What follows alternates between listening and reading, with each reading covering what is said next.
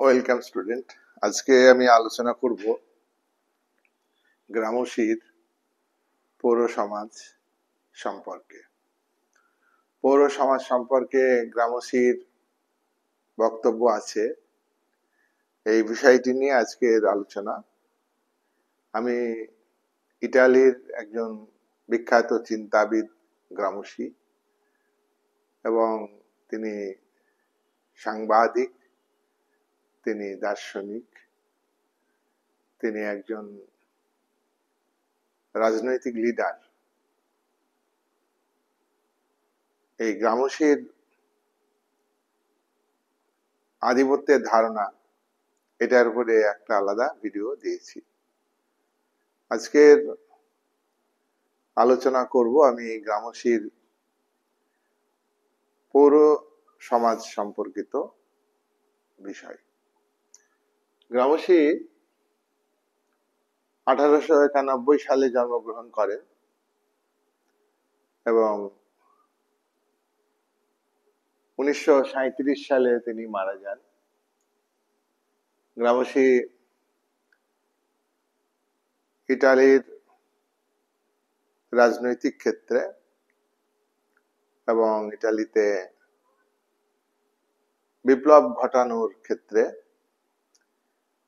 ইতিবাচক ভূমিকা গ্রহণ করেন। সেক্ষেত্রে ইটালির ফ্যাসিবাদী সরকার, যে সরকারের মূল ব্যক্তি মুসোলিনি, তিনি ইটালির জনগণের রাজনৈতিক অধিকার, সামাজিক অধিকার, অর্থনৈতিক অধিকার, রাজনৈতিক স্বাধীনতা, সামাজিক স্বাধীনতা, অর্থনৈতিক স্বাধীনতা সবকিছুকে কেড়ে নিয়েছিলেন। গণমাধ্যমের, মাস মিডিয়ার কোনো স্বাধীনতা ছিল না, শ্রমিকদের কোনো স্বাধীনতা ছিল না।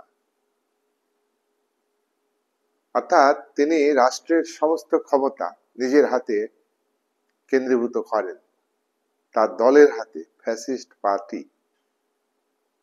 ফ্যাসিজমের বৈশিষ্ট্য হচ্ছে সর্বাত্মক রাষ্ট্র, সেই সরকারের বিরুদ্ধে গ্রামসি প্রতিবাদ করেন এবং তিনি একজন মার্ক্সবাদী, নতুন মার্ক্সবাদী। মার্ক্সবাদের কিছু যান্ত্রিক বিষয় তিনি পরিত্যাগ করতে বলেছেন, যেখানে মার্ক্স দান্দিক বস্তুবাদের ক্ষেত্রে সমাজের মূল ভিত অর্থনীতি, আর অর্থনীতির উপর ভিত্তি করে গড়ে উঠেছে উপরি কাঠামো। এই অর্থ ব্যবস্থা বা বেসিস বা ভিত্তি উপরি কাঠামো বা উপরিতলকে বিশেষভাবে প্রভাবিত করে। এটা পুঁজিবাদী রাষ্ট্রের ক্ষেত্রে মার্ক্স ব্যাখ্যা দিয়েছে। গ্রামসি এই বিষয়টিকে সরাসরি ভাবে বিরোধিতা না করে গ্রামসি বলেছেন যে অর্থনৈতিক ক্ষেত্রে যারা আধিপত্য বিস্তার করে, তারা অর্থের সাহায্যে শুধু আধিপত্য বিস্তার করে না, তারা শিক্ষা, সংস্কৃতি, ভাবধারা পুঁজিবাদের পক্ষে তৈরি করে এবং সেই ভাবধারা জনগণের উপরে চাপিয়ে দেয়। জনগণ বুঝতে পারে না, না বুঝেই শাসক শ্রেণী এবং পুঁজিপতি শ্রেণীর তৈরি শিক্ষা, সংস্কৃতি, ভাবধারা, আদর্শ, এগুলোকে জনগণের কাছে তুলে ধরে, আর জনগণ না বুঝতে পেরে সেটাকে অন্ধভাবে অনুসরণ করে। তাই শুধু অর্থনৈতিক বিষয়টা উপরি কাঠামোকে নিয়ন্ত্রণ করে, এই কথাটা গ্রামসি মেনে নিতে পারেননি। অর্থনৈতিক বিষয় উপরি কাঠামোতে, অর্থাৎ উপরি কাঠামোতে কি কি আছে? রাজনীতি, ধর্ম, শিক্ষা, সংস্কৃতি, আইন ব্যবস্থা, বিচার ব্যবস্থা, এগুলো হচ্ছে উপরিতলে আছে। এই উপরিতলকে পুরোপুরি ভাবে নিয়ন্ত্রণ করে অর্থনৈতিক বিষয়, শুধু তা নয়, অর্থনৈতিক বিষয় নিয়ন্ত্রণ করে তার পাশাপাশি পুঁজিবাদী সমাজের আধিপত্য বিস্তারকারী, প্রভাবশালী, অর্থবান, ধনী এবং তার সঙ্গে যুক্ত শাসক শ্রেণী জনগণের মধ্যে পুঁজিবাদের পক্ষে শিক্ষা ব্যবস্থা, পুঁজিবাদের পক্ষে সংস্কৃতি গড়ে তোলা, আদর্শ গড়ে তোলা, এই আদর্শগুলিকে জনগণের উপরে চাপিয়ে দেয় এবং জনগণ আদর্শগুলিকে বৈধ বলে মনে করে এবং জনগণও বৈধ বলে সেগুলিকে অনুসরণ করে। এই জায়গায় মার্ক্সের সঙ্গে গ্রামসির পার্থক্য। দেখো, ইটালির অ্যান্টোনিও গ্রামসি বলছেন যে রাজনৈতিক সমাজ এবং পৌর সমাজ এই দুয়ের মধ্যে পার্থক্য আছে। পৌর সমাজ, এটার ইংরেজি হলো সিভিল সোসাইটি, আবার পৌর সমাজের আরো বিকল্প বাংলা হলো সুশীল সমাজ, আবার এটাও বলা যায় নাগরিক সমাজ। নাগরিক সমাজ খুব জনপ্রিয়, নাগরিক সমাজ খুব জনপ্রিয়। উপরি তলে সমাজের ভিত অর্থনীতি তা কিন্তু উৎপাদন ব্যবস্থা আর উপর নির্ভর করে, উৎপাদন ব্যবস্থা নির্ভর করে উৎপাদন শক্তির উপর, এবং উৎপাদন শক্তির সঙ্গে উৎপাদন সম্পর্ক গড়ে ওঠে, উৎপাদন শক্তির সঙ্গে উৎপাদন সম্পর্কের বিরোধ বাধে, এই বিরোধে সমাজের রূপান্তর ঘটে, পরিবর্তন ঘটে। আর সমাজে যারা আধিপত্য বিস্তার করে তারা অর্থবান, ধনী এবং তারা এই ব্যবস্থার পক্ষে এমন ভাবে সামাজিকীকরণ প্রক্রিয়াকে পরিচালনা করে যাতে সিভিল সোসাইটির মধ্যে, অর্থাৎ পৌর সমাজের মানুষের মধ্যে, নাগরিক সমাজের মধ্যে ওই রাজনৈতিক ব্যবস্থার প্রতি, ওই রাষ্ট্রের প্রতি ভাবাবেগ গড়ে ওঠে, অনুকূল ভাবাবেগ, অনুকূল বিশ্বাস বা পক্ষে বিশ্বাস, দৃষ্টিভঙ্গি, মূল্যবোধ গড়ে ওঠে। তাহলে সেই রাজনৈতিক ব্যবস্থাকে নাগরিক সমাজ কিন্তু পরিবর্তন চাইবে না, আর সুশীল সমাজকে শাসক শ্রেণী নিজেদের পক্ষে রাখার চেষ্টা করে। দেখো, তাহলে সিভিল সোসাইটি হচ্ছে এমন একটা সোসাইটি, এটা স্টেট, অর্থনীতি বা অর্থনীতি কাঠামো এবং ব্যক্তি এর মাঝামাঝি বা মধ্যবর্তী স্তরে সুশীল সমাজ বা নাগরিক সমাজ বা পৌর সমাজ অবস্থান করছে। দেখো, এই যে পৌর সমাজ, তাহলে গ্রামসি বলছেন যে নাগরিক সমাজের দুটো পার্ট আছে, একটা হচ্ছে রাজনৈতিক সমাজ, এই রাজনৈতিক সমাজের সঙ্গে পলিটিক্যাল ইনস্টিটিউশন অর্থাৎ স্টেট যুক্ত। অন্যদিকে অরাজনৈতিক সমাজ, অরাজনৈতিক সমাজ অর্থাৎ যেখানে রাষ্ট্র থাকছে না, থাকছে সাধারণ মানুষ, প্রভাবশালী মানুষ, শিক্ষিত মানুষ, এরা সবাই কিন্তু পৌর সমাজের মধ্যে থাকছে। মানুষ বাদে সামাজিক সংঘ, সোশ্যাল অ্যাসোসিয়েশন, সোশ্যাল ইনস্টিটিউশন, সামাজিক রীতিনীতি, ক্লাব, ধর্মীয় প্রতিষ্ঠান, এগুলো হচ্ছে সামাজিক সংঘ। এগুলো হচ্ছে তোমার পৌর সমাজ। দেখো, এই পৌর সমাজের মধ্যেই একটা বৃহৎ সংগঠন হচ্ছে স্টেট। স্টেটের সঙ্গে কোন কোন বিষয় যুক্ত থাকছে? স্টেটের সঙ্গে যুক্ত থাকছে পুলিশ, মিলিটারি, গোয়েন্দা, আমলাতন্ত্র, সরকারি স্থায়ী কর্মচারী, উচ্চপদস্থ, নিম্নপদস্থ কর্তা, এক কথায় আমলা। আর কি থাকছে? আইন ব্যবস্থা, বিচার ব্যবস্থা। স্টেট ফোর্স প্রয়োগ করতে পারে। স্টেটের ফোর্স প্রয়োগ করার ক্ষমতা আছে, পাওয়ার আছে, কিন্তু সিভিল সোসাইটি ক্ষমতা প্রয়োগ করার ক্ষমতা প্রয়োগের মানে ক্ষমতা নেই। ফোর্স প্রয়োগের ক্ষমতা নেই সুশীল সমাজের, নাগরিক সমাজের, পৌর সমাজের। শক্তি প্রয়োগ করতে পারবে একমাত্র স্টেট। স্টেটের হাতে পুলিশ, মিলিটারি, গোয়েন্দা, আমলা, তারপরে সামরিক, বেসামরিক সব কর্মচারী স্টেটের সঙ্গে যুক্ত।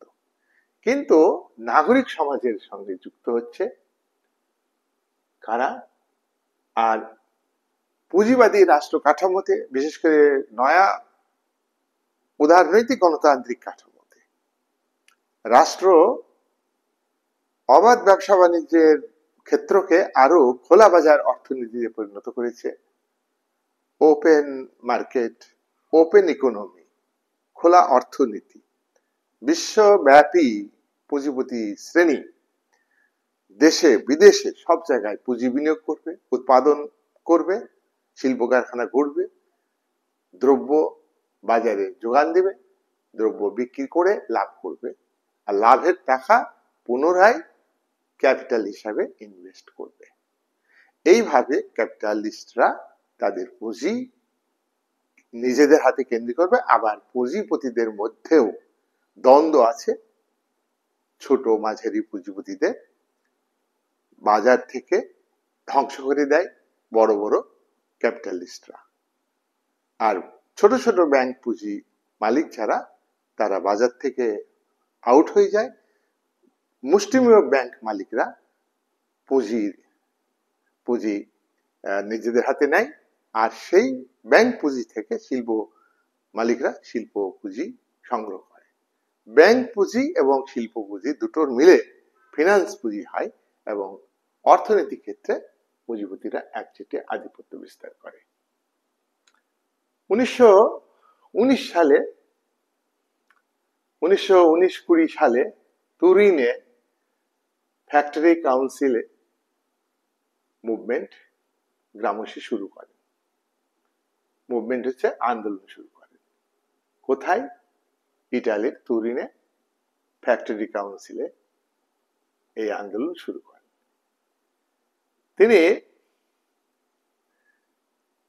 তিনি বলেন যে পুঁজিপতিরা যেমন আধিপত্য বিস্তার করছে রাষ্ট্রীয় কাঠামোতে এবং সিভিল সোসাইটিতে, নাগরিক সমাজে, সুশীল সমাজকে নিজেদের পক্ষে আনছে। সুশীল সমাজের মধ্যে শিক্ষিত মানুষ আছে, বুদ্ধিজীবী আছেন, আবার যারা লেখাপড়া জানেন না তারা আছেন। আর তারা যে ইডিওলজি তৈরি করে সেটা শ্রমিকদের মধ্যে তারা প্রচার করে শ্রমিকদের নিজেদের পক্ষে নিয়ে আসার চেষ্টা করছে। এই হচ্ছে। কিন্তু গ্রামসী বলছেন যে বিকল্প লেবারদের সংস্কৃতি তৈরি করতে হবে। লেবারদের মধ্যে নিজস্ব শ্রমিক শ্রেণীর নিজস্ব আদর্শ ইডিওলজি তৈরি করতে হবে। শ্রমিকদের নিজস্ব ইডিওলজি তৈরি হলে তারা ক্যাপিটালিস্টদের তৈরি ইডিওলজি, শিক্ষা সংস্কৃতি, রুলিং শ্রেণীর, শাসক শ্রেণীর শিক্ষা সংস্কৃতি তারা আর মানবে না। তার বিরুদ্ধে বিকল্প ইডিওলজি তৈরি করবে। গ্রামসী এই সমস্ত প্রতিবাদ করাতে তাকে আটক করে ফ্যাসিস্ট সরকার 1926 সালে। তাকে জেলবন্দি করে এবং 1937 সাল পর্যন্ত তিনি জেলে ছিলেন। 37 সালে তিনি মারা গিয়েছেন। এই জেলবন্দি অবস্থাতে তিনি একাধিক প্রেজেন্ট নোটবুকস অর্থাৎ পৌর সমাজের কথা লিখেছেন এবং শাসক শ্রেণীর যে আধিপত্য, মার্কস এঙ্গেলস কমিউনিস্ট ম্যানিফেস্টো গ্রন্থে বলেছেন, শ্রেণী বিভক্ত সমাজ ব্যবস্থাতে ধনী যারা, উৎপাদনের উপকরণের মালিক যারা, তারা যে ভাবধারা তৈরি করে, যে ইডিওলজি তৈরি করে, সেই ideology political ideology, economical ideology এবং এডুকেশনাল ইডিওলজি, কালচারাল ইডিওলজি, সব ইডিওলজি নিজেদের স্বার্থে তৈরি করে। আর সেই নিজেদের ইডিওলজিটাকে দরিদ্র, শ্রমজীবী, কৃষক, শ্রমিক সব মানুষের উপরে চাপিয়ে দেয়। সাধারণ মানুষ বুঝতে পারে না, সেটাকেই অনুসরণ করে। তাহলে এর পাল্টা হিসাবে ইডিওলজি তৈরি করতে হবে শ্রমিকদের মধ্যে। সেই জন্য গ্রামসিকে জেলবন্দি করে ইটালির ফ্যাসিস্ট সরকার। ফ্যাসিবাদী মুসোলিনি যুদ্ধের পক্ষে, যুদ্ধ করার জন্য লোক দরকার। তিনি ঘোষণা করেছিলেন ইটালিতে, যে নারী যত সন্তান প্রসব করবে সে পুরস্কার পাবে, জনসংখ্যা বাড়াতে হবে। কেন? যুদ্ধ করতে হবে, যুদ্ধে লোক মারা যাবে, সেই ঘাটতি পূরণ হবে, নারীরা সন্তান প্রসব করবে। ভয়ঙ্কর একটা ফ্যাসিস্ট নেতা, তার বিরুদ্ধে বলা এবং গ্রামসিকে জেলবন্দি রাখাকালীন প্রিজন নোটস বুকস তিনি প্রকাশ করেছেন। গ্রামসি তাই বলছেন, উপরি তল একটা হলো, উপরি কাঠামোতে একটা উপরি তল আছে। আর তাহলে গ্রামসি বলতে চাইছেন যে মার্কসের উল্লেখিত যে সুপার স্ট্রাকচার, উপরি তল, সেখানে কি আইন ব্যবস্থা, সেখানে কি আছে ধর্ম ব্যবস্থা, সামাজিক রীতিনীতি, শিক্ষা ব্যবস্থা, বিচার ব্যবস্থা, প্রশাসন, গোয়েন্দা, সবকিছু আছে। গ্রামসি এই সমাজের মধ্যে দুটো ভাগ করছে, অর্থাৎ উপরি তলের আবার দুটো ভাগ করছে। একটা হচ্ছে রাজনৈতিক সমাজ, আর একটা হচ্ছে অরাজনৈতিক সমাজ, বেসরকারি সমাজ। রাজনৈতিক সমাজ রাষ্ট্রের সঙ্গে যুক্ত, আর বেসামরিক সমাজ যে সিভিল সোসাইটি, তারা রাজনীতির সঙ্গে যুক্ত থাকলেও তারা আলাদাভাবে ভূমিকা পালন করে।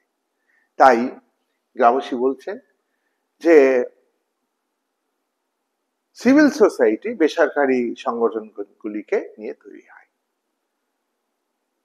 সিভিল সোসাইটি পুঁজিবাদী ফার্ম তৈরি করে, আবার ভাবাদর্শ সংস্কৃতি তৈরি করে, যেটা সাধারণ মানুষের মধ্যে প্রচার করে। তাহলে দেখো, গ্রামসি এটা বলতে চাইছে, পলিটিক্যাল সোসাইটি অর্থাৎ রাজনৈতিক সমাজ এবং সিভিল সোসাইটি, এর মধ্যে রিলেশন আছে, আবার এর মধ্যে পার্থক্য আছে। পলিটিক্যাল সোসাইটি, রাজনৈতিক সমাজ, শাসক শ্রেণী, সম্পদশালী শ্রেণী রাজনৈতিক ক্ষমতা ভোগ করে, শ্রেণী ভিত্তিক এবং শোষণ ভিত্তিক পুঁজিবাদী সমাজে। আর তারা ইডিওলজি তৈরি করে সাধারণ মানুষের মধ্যে প্রচার করে, সেটাকে অনুসরণ করে। আর তাহলে দেখা যাচ্ছে সিভিল সোসাইটি, সিভিল সোসাইটির মধ্যে যারা শিক্ষিত মানুষ, বুদ্ধিজীবী, সেই বুদ্ধিজীবীরা কিন্তু শাসক শ্রেণীর পক্ষ অবলম্বন করে। বুদ্ধিজীবীদের নিজস্ব ক্লাস থাকে না, তারা যে কোনো শ্রেণীর সঙ্গে যুক্ত হয়ে যায়।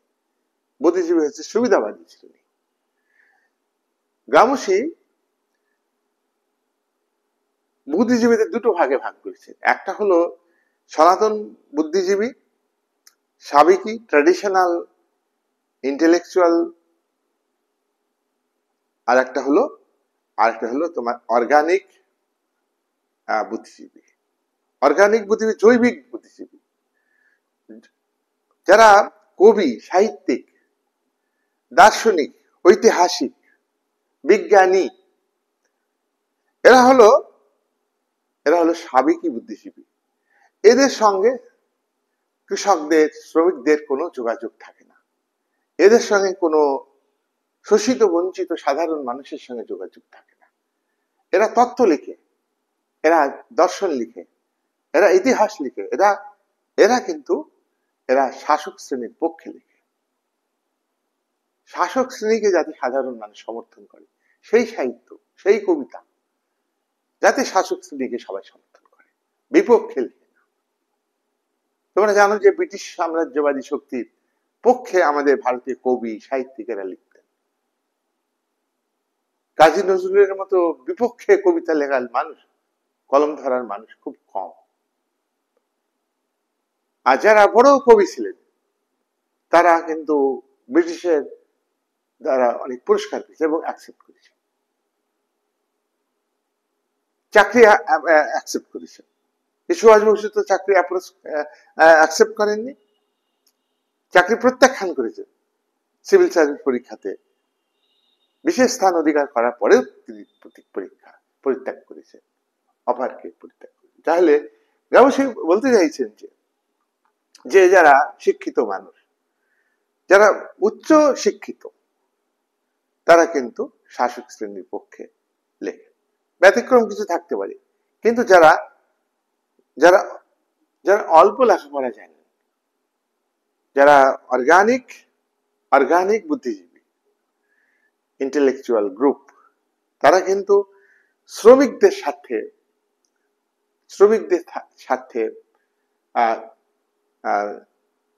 কথা বলে, শ্রমিকদের স্বার্থ রক্ষার জন্য লেখে।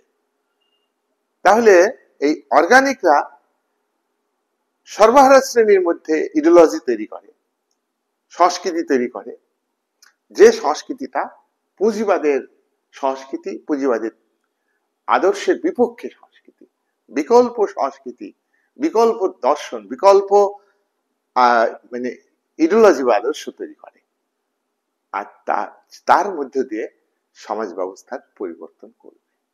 গামসু বলেছেন যে আগে রাজনৈতিক বিপ্লব নয়, রাজনৈতিক বিপ্লব ঘটলেও যদি সিভিল সোসাইটিতে, পৌর সমাজে যদি বিপ্লব না ঘটে, কৃষক শ্রমিকের মধ্যে যদি, এবং যারা শাসন ক্ষমতায় যাবে শ্রমজীবী মানুষ যারা, তারা যদি ত্যাগের আদর্শকে গ্রহণ না করে, তাদের সংস্কৃতি কিন্তু পুঁজিবাদী সমাজের শাসক এবং স্বার্থপর যারা শ্রেণী, শোষক শ্রেণী, তাদের মতো শ্রমজীবী মানুষের স্বার্থ। যেমন রাশিয়াতে দেখা গেল যে যারা শাসন ক্ষমতায় গিয়েছে তারাই কিন্তু শোষণ করা শুরু করেছে, কমিউনিস্ট পার্টির লিডার।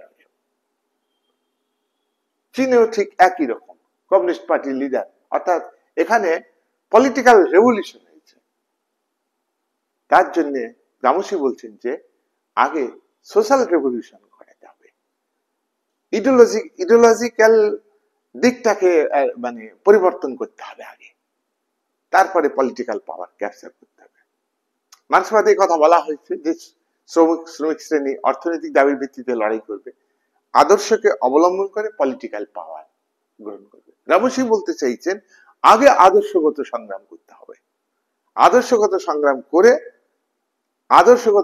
করে পলিটিক্যাল ক্ষমতা দখল করবে, তারপরে সুষম সমাজ, সম্পদের উপর ব্যক্তি মালিকানা পরিবর্তে রাষ্ট্রীয় মালিকানা, এবং উৎপাদিত পণ্যের উৎপাদনে সবাই অংশ নেবে, যার যতটুকু প্রাপ্য, যার যতটুকু কাজ করবে কাজ অনুযায়ী মজুরি পাবে। তবেই রেভলিউশন, সমাজতান্ত্রিক বিপ্লব সম্ভব। যাই হোক, দেখো তাহলে আমরা দেখছি যে রাষ্ট্রটা হচ্ছে পুঁজিপতিদের স্বার্থ রক্ষা করি একটা রাজনৈতিক সমাজ। আর অরাষ্ট্রীয় সমাজের মধ্যে আবার পার্থক্য আছে। অরাষ্ট্রীয় সমাজের মধ্যে যারা হাইলি এডুকেটেড কবি, সাহিত্যিক, বুদ্ধিজীবী, দার্শনিক, তারা সবসময় যারা ক্ষমতায় যাবে, পুঁজিবাদের ধারক বাহক, যারা শোষক শ্রেণীর স্বার্থ রক্ষা করে, সে গণতন্ত্র হোক আর যাই হোক, গণতন্ত্র নামে মাত্র গণতন্ত্র, পৃথিবীতে গণতান্ত্রিক রাষ্ট্রগুলিতে যে গণতন্ত্র সেটা মুষ্টিমেয় শ্রেণীর গণতন্ত্র, আত্মসাৎ করার গণতন্ত্র, দুর্নীতির গণতন্ত্র, আর সাধারণ মানুষ চিকিৎসার অভাবে মারা যাচ্ছে। তাই গণতন্ত্র এটা কিন্তু নামে মাত্র গণতন্ত্র। তাই গ্রামসী বলতে চাইছেন যে তাদের ইডিওলজি কখনোই ভালো হতে পারে না।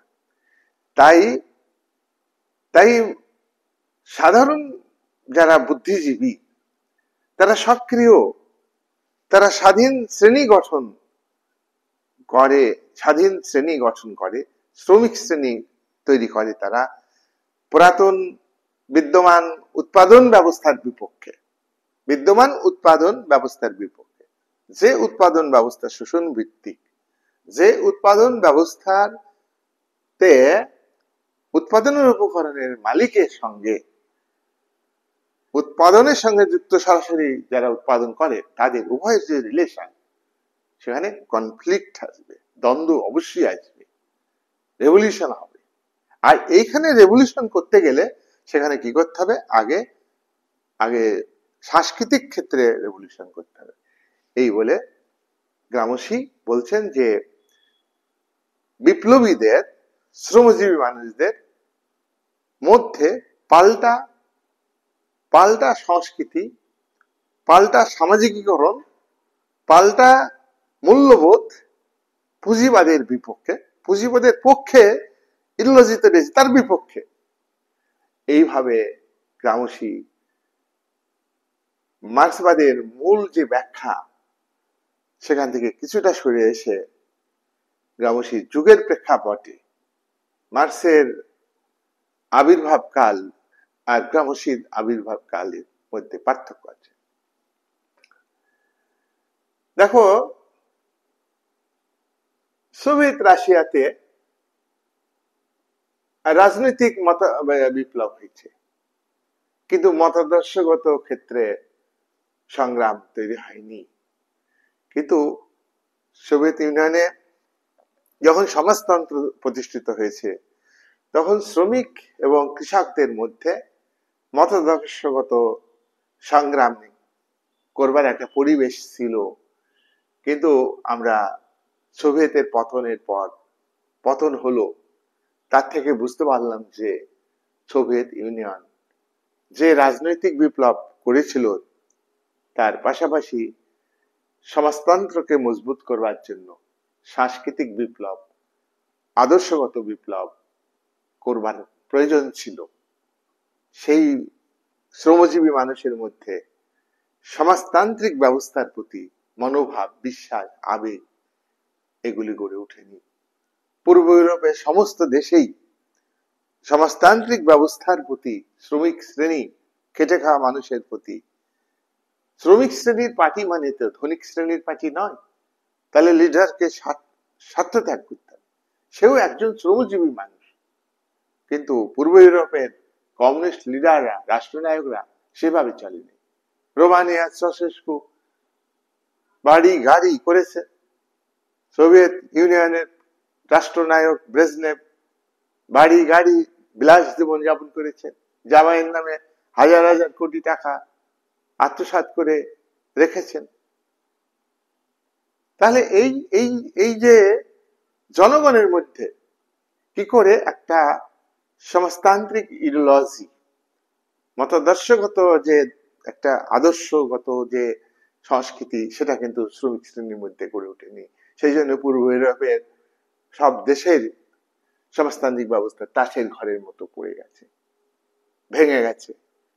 যাই হোক, তাই গ্রামসী বলছেন যে সিভিল সোসাইটির মনোভাব, ধ্যান ধারণা, মূল্যবোধ তৈরি করতে হবে আলাদাভাবে। শাসক শ্রেণীর মূল্যবোধকে গ্রহণ করলে হবে না, শাসক শ্রেণীর প্রতি বিশ্বাস করলে হবে না। শাসক শ্রেণী যতই আদর্শের কথা বলুক, সেই আদর্শ হচ্ছে তাদের শোষণের হাতিয়ার হিসাবে তারা ব্যবহার করে। তাই মার্ক্সবাদের সঙ্গে গ্রামসি এই বিষয়টাকে গুরুত্ব দিয়েছে। গ্রামসি সিভিল সোসাইটি বা পৌর সমাজের কতগুলি ভূমিকার কথা বলেছেন। কি? পৌর সমাজের রাজনৈতিক ভূমিকা আছে। পৌর সমাজ কখনোই রাজনীতি নিরপেক্ষ হতে পারে না। আমরা আগে বলেছি রাষ্ট্র রাজনৈতিক সমাজ, এর সঙ্গে কারা কারা যুক্ত সব বলেছি। পৌর সমাজ কিন্তু এর সঙ্গে যুক্ত না, সরাসরি ভাবে যুক্ত না, কিন্তু পৌর সমাজের সঙ্গে রাজনৈতিক বিষয়টা যুক্ত। পৌর সমাজে বিপরীত আদর্শ গড়ে তুলতে হবে, যে আদর্শ শ্রমজীবী মানুষ গ্রহণ করবে, এমনকি শ্রমজীবী মানুষও কিন্তু বিকল্প আদর্শকে গ্রহণ করবে, পুঁজিবাদী আদর্শকে গ্রহণ করবে না।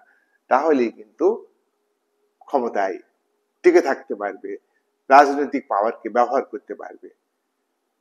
দ্বিতীয়ত গ্রামসি বলছেন যে সিভিল সোসাইটি বা পৌর সমাজ যে ক্ষমতা বৃদ্ধি করতে হবে, এবং স্টেট যে পাওয়ার, সেই পাওয়ারের সঙ্গে সিভিল সোসাইটির একটা রিলেশন আছে। সিভিল সোসাইটি সুশীল সমাজ, নাগরিক সমাজ, পুঁজিবাদী রাষ্ট্রের শাসককে বিশ্বাস করলে হবে না। তাদের মধ্যে ত্যাগের মানসিকতা থাকতে হবে, ত্যাগের মূল্যবোধ গড়ে তুলতে হবে। তারা ব্যক্তিগত স্বার্থে ক্যাপিটালিস্ট ক্লাসের দ্বারা পরিচালিত হবে না। তাই যারা অর্গানিক বুদ্ধিজীবী বা জৈবিক বুদ্ধিজীবী, তারা শ্রমিক শ্রেণীর মধ্যে, সাধারণ মানুষের মধ্যে পুঁজিবাদের বিপক্ষে, ক্যাপিটালিজমের বিপক্ষে মূল্যবোধ তৈরি করবে, দৃষ্টিভঙ্গি তৈরি করবে, আবেগ তৈরি করবে, এবং যার মধ্য দিয়ে পুঁজিবাদ উচ্ছেদ হবে। গ্রামসি এটাকে বিশেষভাবে জোর দিয়েছেন যে শ্রমিক শ্রেণীর মধ্যে শ্রমিক আলাদা করে ইডিওলজি তৈরি করতে হবে। আর কখনোই শ্রমিক শ্রেণী বিশ্বাস করবে না, এবং পৌর সমাজকে এই দায়িত্ব গ্রহণ করতে হবে। আর পৌর সমাজ এবং শ্রমিক শ্রেণী এক হয়ে শাসক শ্রেণীর বিরুদ্ধে আদর্শ গড়ে তুলবে।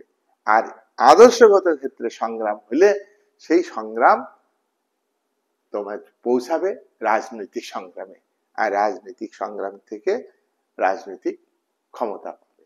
আর সেই ক্ষমতা কিন্তু তারা সৎভাবে ব্যবহার করতে পারবে। পৃথিবীতে যেসব দেশে সমাজতন্ত্র ভেঙে গেছে, পুঁজিবাদ চেষ্টা করবেই সমাজতন্ত্রকে ভেঙে দেওয়ার জন্য, কিন্তু সব থেকে বড় কথা হলো সমাজতান্ত্রিক ব্যবস্থাকে যারা পরিচালনা করছে, সোশ্যালিস্ট ম্যানেজমেন্টের সঙ্গে যারা যুক্ত, তারা কিন্তু সত্যিকারের তাদের মধ্যে ইডিওলজি গড়ে ওঠেনি, শ্রমজীবী আদর্শ গড়ে ওঠেনি, নিঃস্বার্থ আদর্শ গড়ে ওঠেনি। তারা সত্যিকারের দেশকে ভালোবাসতে পারেনি, তারা সোশ্যালিজমকে ভালোবাসতে পারেনি। আরেকটা কথা তোমাদের আমি বলি, প্রায় বইয়ে তোমরা দেখো যে সাম্যবাদী চীন, রাশিয়া, সোভিয়েত রাশিয়া, চীন, পূর্ব ইউরোপের সাম্যবাদী রাষ্ট্র, সব কিন্তু ভুল। সমাজতন্ত্র সাম্যবাদের মধ্যে পার্থক্য আছে। সমাজতন্ত্র হলো যে পুঁজিবাদ বা সামন্ততান্ত্রিক ব্যবস্থা থেকে সমাজতন্ত্র আসে, যেটা সোভিয়েত ইউনিয়নে এসেছিল, সেটা কিন্তু ওখানে পুঁজিবাদ প্রতিষ্ঠিত হয়নি। সামন্ততন্ত্র থেকে স্টেপ জাম্প করে ক্যাপিটালিজমকে ওভারটেক করে সেখানে সমাজতন্ত্র। তাহলে এখানে তুমি একটা কথা খেয়াল রাখবে যে সমাজতন্ত্রে ব্যক্তি মালিকানা থাকবে না, রাষ্ট্রীয় মালিকানা। সমাজতন্ত্রে উৎপাদিত পণ্য বন্টনের ব্যবস্থা থাকবে, প্রত্যেকটা মানুষ কাজ করবে, কাজ অনুযায়ী মজুরি পাবে, প্রয়োজন অনুযায়ী মজুরি পাবে না। প্রত্যেক মানুষ সামর্থ্য অনুযায়ী কাজ করবে, কাজ অনুযায়ী মজুরি পাবে, কিন্তু প্রয়োজন অনুযায়ী মজুরি পাবে। প্রয়োজন অনুযায়ী মজুরি পেতে গেলে সাম্যবাদ প্রতিষ্ঠিত করতে হবে। বিশ্বে কোনো জায়গাতেই সাম্যবাদ প্রতিষ্ঠিত, সমাজতন্ত্র ঠিকঠাক প্রতিষ্ঠিত হয়নি। সুতরাং এরা যে সমস্ত বই বাংলা মিডিয়ামে লেখা আছে, কমিউনিজম আর সোশ্যালিজমের মধ্যে পার্থক্য আছে। কমিউনিজমে স্টেট থাকবে না। মার্কস এঙ্গেলস কমিউনিস্ট ম্যানিফেস্টোর শেষের দিকে লিখেছেন উইদারিং অফ দি স্টেট, রাষ্ট্র আপনা আপনি উবে যাবে। Stateless society, that is communism.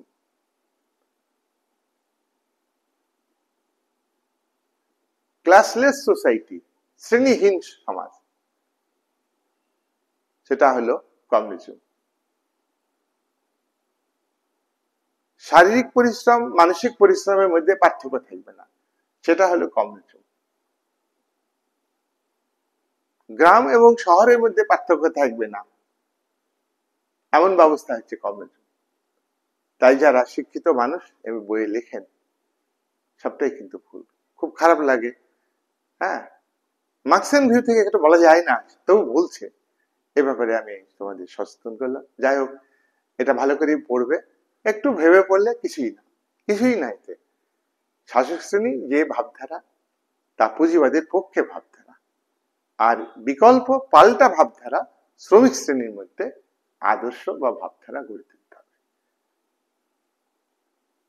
তবেই শ্রমিক শ্রেণী আদর্শগত সংগ্রাম করে ক্ষমতায় আসলে সমাজতন্ত্র টিকবে। আর যদি পলিটিক্যালি রেভলিউশন হয়, তাহলে কিন্তু পরে যদি ইডিওলজির ক্ষেত্রে রেভলিউশন করতে না পারে, টিকবে না। ও চীন সমাজতন্ত্রের জায়গায় নাই। আদর্শগত রেভলিউশন হয়নি, আদর্শগত রেভলিউশন। এই বলে আজকের আলোচনা শেষ করলাম।